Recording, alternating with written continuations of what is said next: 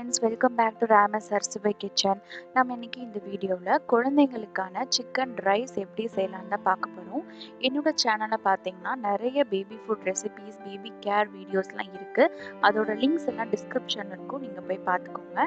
என்னோட சேனல் நீங்க இப்பதான் ஃபர்ஸ்ட் டைமா பார்க்குறீங்கன்னா சப்ஸ்கிரைப் பட்டனையும் ப்ரெஸ் பண்ணிக்கோங்க, கூடவே இருக்கிற பெல் ஐக்கானையும் கிளிக் பண்ணிக்கோங்க.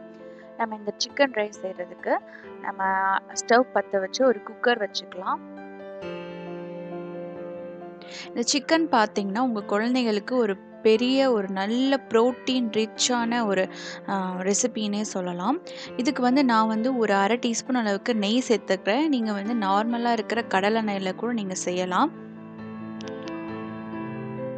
இந்த நெய் சூடாகட்டும். நெய் சூடான பிறகு நான் முழு மிளகு சேர்த்துக்கிறேன். ஒரு சப்ஸ்கிரைபர் கூட என்கிட்ட கேட்டிருந்தாங்க, மிளகு சேர்த்திங்கன்னா குழந்தைங்களுக்கு ரொம்ப காரமாக இருக்காதான்னு கேட்டாங்க.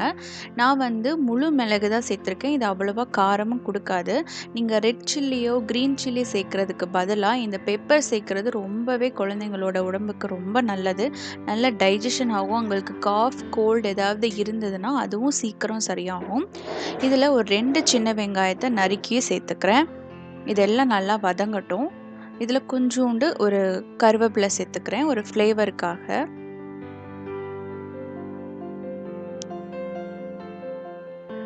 இதில் நல்லா வதங்கின பிறகு ஒரு 1/4 டீஸ்பூன் அளவுக்கு இஞ்சி பூண்டு பேஸ்ட்டு சேர்த்துக்கிறேன். ரொம்ப கம்மியாக தான் சேர்த்துக்கிறேன். இதுவும் உங்கள் குழந்தைகளுக்கு நல்ல டைஜஷன் ஆகும். நம்ம நான்வெஜ் செய்கிறதுனால கொஞ்சமாக இஞ்சி பூண்டு பேஸ்ட் சேர்த்தா தான் அது நல்லா உங்களுக்கு டைஜஷன்ஸ் அந்த ப்ராசஸை சரி செய்யும். இதில் ஒரு அரை தக்காளியை நறுக்கி சேர்த்துக்கிறேன்.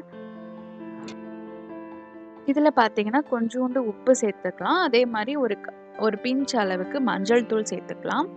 இதையும் சேர்த்துட்டு நல்லா மிக்ஸ் பண்ணிக்கோங்க. உங்களுக்கு அடி பிடிக்கிற மாதிரி இருந்ததுன்னா கொஞ்சோண்டு தண்ணி சேர்த்துக்கோங்க. இதில் நான் பொடியாக நறுக்குன எலும்பே இல்லாத பொடியாக நறுக்குன சிக்கன் எடுத்திருக்கேன். அதையும் சேர்த்துட்டு நல்லா வதக்கி விட்டுக்கலாம். இது நல்லா வதங்கட்டும்.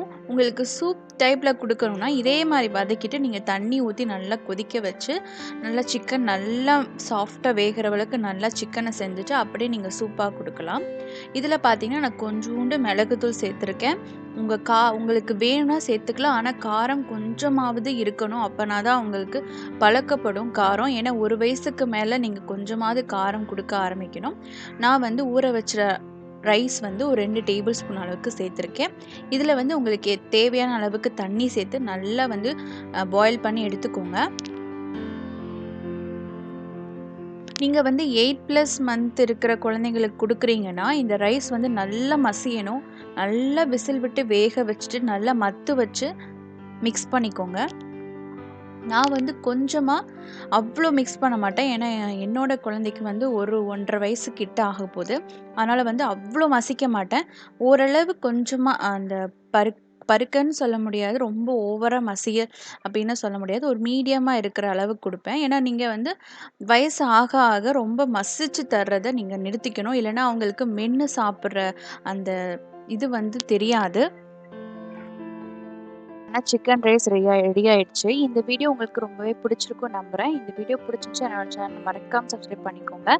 லைக் பண்ணுங்க, கமெண்ட் பண்ணுங்க, உங்க ஃப்ரெண்ட்ஸ் அண்ட் ஃபேமிலிக்கு ஷேர் பண்ணுங்க. தேங்க்யூ ஃபார் வாட்சிங் ஃப்ரெண்ட்ஸ்.